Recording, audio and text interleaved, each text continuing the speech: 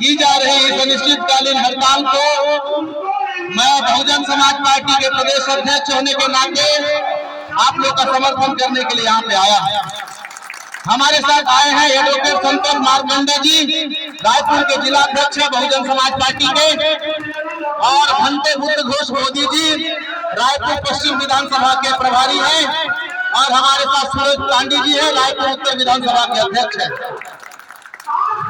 साथियों, ये जो नारा आप लोग लगा रहे हैं, जब इस देश के अंदर में मान्यवर साहब कांशीराम जी ने एक आंदोलन चलाया था, गरीबों का आंदोलन, मजदूरों का आंदोलन, DS4 संस्था बना करके, दलित शोषित समाज संघर्ष समिति बना करके उस समय जो नारा लगाया था, ये नारे मान्यवर साहब कांशीराम जी की देन है।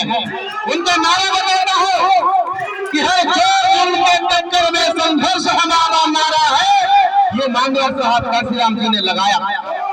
और उन्होंने नारा लगाया, रोजी रोटी देने सके वो सरकार निकलनी है, जो सरकार निकलनी है वो सरकार बदलनी है। ये बहुजन समाज पार्टी के संस्थापक मान्यवर साहब कांशीराम जी ने नारा इजाद किया था। और उन्होंने क्या नारा दिया, 2 गज में हमारा निवास, हजारों एकड़ में मुर्दा घाट। ये बड़े बड़े नेताओं का जो पार्क बना है, ये शमशान घाट बना है, और उनके हजारों एकड़ जमीन को ले लिया गया। हमारे लिए 2 गज का जमीन भी नहीं है।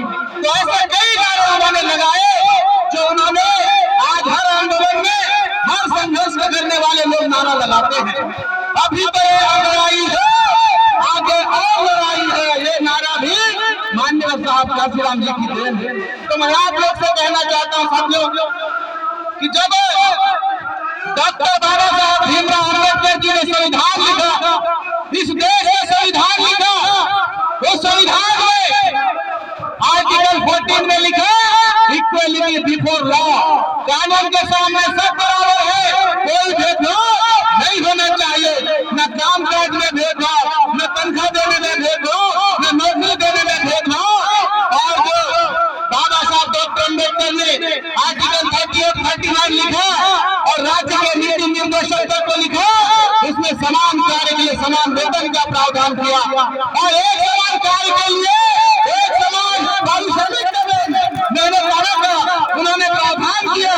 लेकिन ये लोग, चाहे कांग्रेस पार्टी हो, चाहे बीजेपी हो, जो केंद्र में आज बीजेपी की सरकार है और छत्तीसगढ़ में कांग्रेस की सरकार है, जब केंद्र में कांग्रेस की सरकार बन जाती है तो राज्य में बीजेपी की सरकार बन जाती है।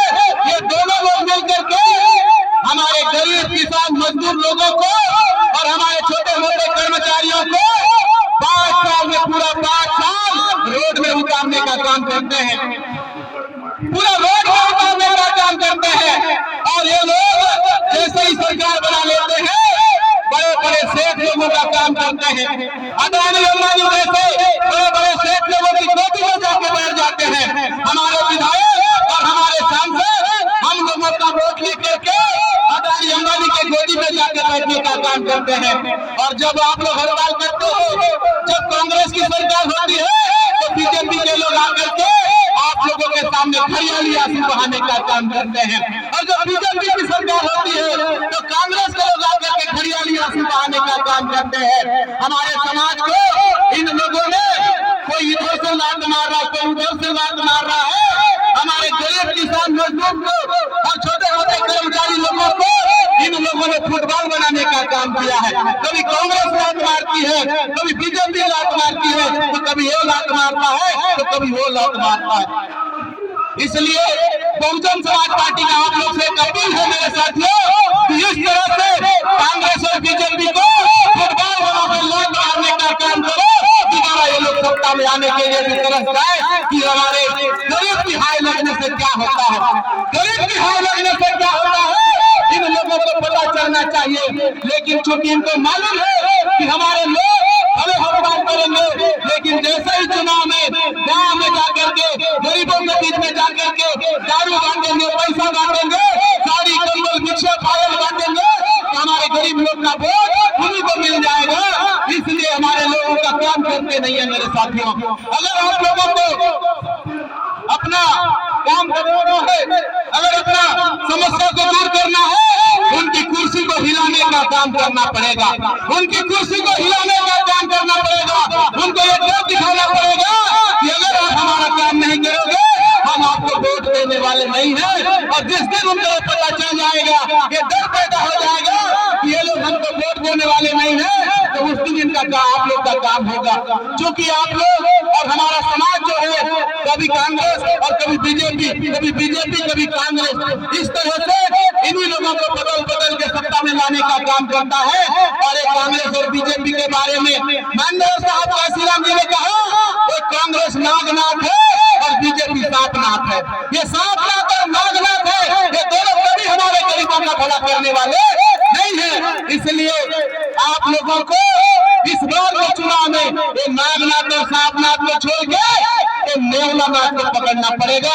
मैं आप लोगों से कहना चाहता हूं कि बहुजन समाज पार्टी नेवलानाथ है, ये सापनाथ और नागनाथ, ये दोनों को खत्म करके इस प्रदेश के अंदर अगर सत्ता आती है तो बहुजन समाज पार्टी संविदा जैसे शब्द को से खत्म करने का काम करेगी। कोई संविदा नाम का चीज नहीं रहेगा, कोई ठेका प्रथा नहीं रहेगा। बहुजन समाज पार्टी निजीकरण के खिलाफ में है, संविदा के खिलाफ में है, ठेका के खिलाफ में है। और बहुजन समाज पार्टी की सरकार जब भी नौकरी भर्ती का करने का काम करेगी, रेगुलर भर्ती करने का काम करेगी। जैसा कि उत्तर प्रदेश में माननीय बहन कुमारी मायावती जी की सरकार ने भर्ती करने का काम किया, उन्होंने भर्ती भी किया, रेगुलर भर्ती किया, कोई ठेका भर्ती करने का काम नहीं किया।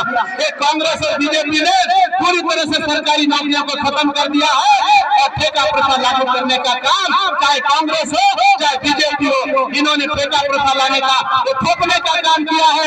ये ठेका प्रथा बंद होना चाहिए, संविदा सिस्टम बंद होना चाहिए और नियमित भर्ती होनी चाहिए। बहुजन समाज पार्टी का भी इसको लेकर के पूरा समर्थन है, पूरा समर्थन है। और बहुजन समाज पार्टी से जहां तक हो सकेगा आपकी लड़ाई में बहुजन समाज पार्टी साथ देने का काम करेगी।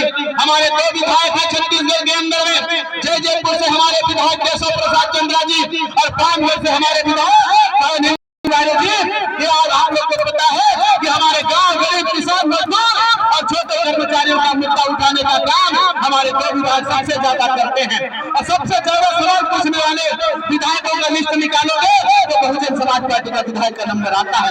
इसलिए सड़क से लेकर के सदन तक की लड़ाई बहुजन समाज पार्टी आपके साथ लड़ने के लिए तैयार है। और अभी मानसून सत्र में विधानसभा के अंदर भी हमारे दोनों विधायकों के माध्यम से आपके मुद्दे उठाने का काम करेंगे। और बहुजन समाज पार्टी हमेशा आपके साथ में खड़ी है। यही आशा विश्वास करते हुए आप लोगों ने मुझे बोलने का अवसर दिया, हमारी बातों को ध्यान से सुना, इसके लिए बहुत बहुत धन्यवाद अदा करते अपनी बात को विराम देता हूँ।